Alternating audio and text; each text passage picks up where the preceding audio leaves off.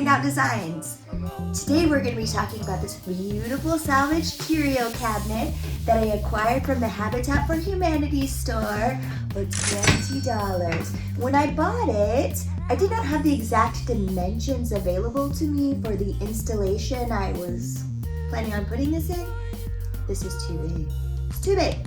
So, today, we're gonna make it be 2 curio cabinets! Woo!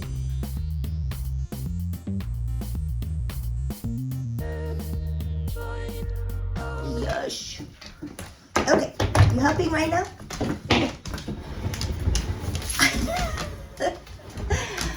First order of business, kiss the dog. Second order of business, light demo. As you can see, I tried several different tools to get the back off of this beautiful curio cabinet. It was a little stubborn, but with some perseverance and the help of my supportive pooch, we were able to get it apart. You can see the mirror making its appearance and being put carefully to the side. Spoiler alert, I would later break it, but I have every intention of dividing it perfectly in half to use in my future 2 curio cabinets.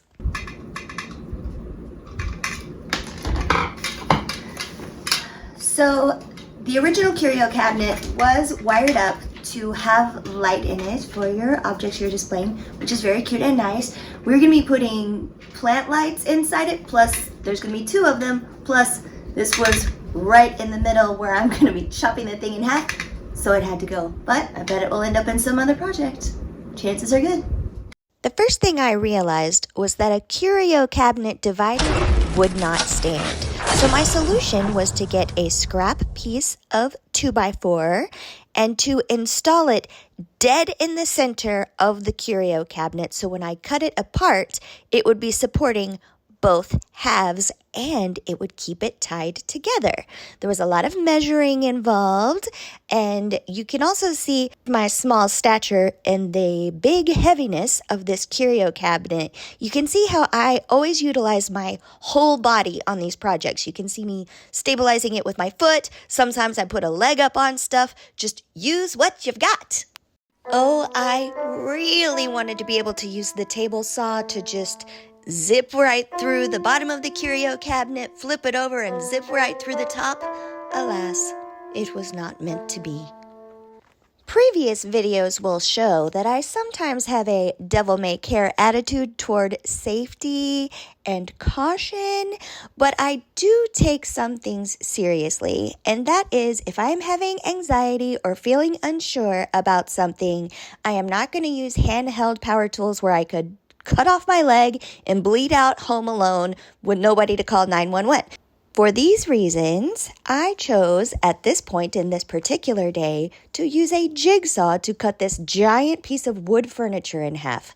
This is not the right tool. My anxiety got the better of me and I struggled for 10 minutes with the wrong tool. Sometimes you need to just walk away and take a mental health break and come back and use the right tool for the job.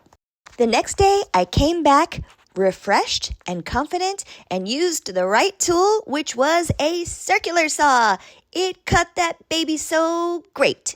You can see from the pictures that my stilt that I had installed in the middle of the curio cabinet absolutely did its job. It held everything up and held it together and yet enabled me to slice the top and slice the bottom. So smart. I'm so proud. Yeah. Now it was time for me to frame in the 2 halves of the curio cabinet. I did this while it was still all hooked together, and later I would remove my temporary stilt in the middle. So you can see me taking measurements, using my wood glue, using finishing nails, using my drill, my screw gun, and just having a good old time. Once both halves of my curio cabinet were framed in, it was time to remove my interior temporary stilt. So I unscrewed it, and then I taped closed the curio cabinet doors so I could flip the whole thing over. Then I unscrewed the other end, and then voila! It's like magic! Woo! What was 1 is now 2. Ta-da! sure to like and subscribe to our YouTube channel so you can see the rest of the how we videos regarding this cabinet process. How we cut the mirror in half, how we disco-fied that shit, how we razzle-dazzled the doorknobs, and how we turned it into a disco club for plants.